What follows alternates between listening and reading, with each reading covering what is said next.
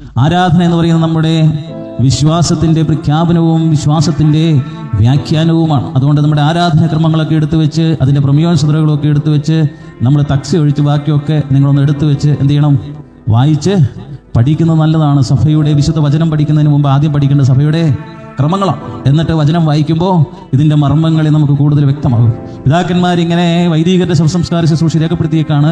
കൽപ്പന ലംഘിച്ചപ്പോഴും Adam നിഷ്പ്രഭനായി തീർന്നു, പാമ്പും ഹൗവായും മൂലം അന്ധബഹിഷ്കൃതനായോനാം സുന്ദരനാം ആദാമിനെയോ തീരന്മാർ കണ്ണീർ തൂകി. ആ കൽപ്പന ലംഘിച്ചപ്പോൾ ആദാം നിഷ്പ്രഭനായി തീർന്നു. പാമ്പും ഹൗവായും മൂലം ആത്മം നഷ്ടപ്പെട്ട ആദാമിനെ തീരൻ മാലാഖമാർ കരയുകയാണ്. ആദാമിന്റെ ജീവിതത്തില് ആത്മമരണം, സ്പിരിച്വൽ ഡെത്ത് സംഭവിക്കുക. സ്പിരിച്വൽ ഡെത്ത് സംഭവിച്ചു കഴിഞ്ഞാൽ it will leads to psychological death.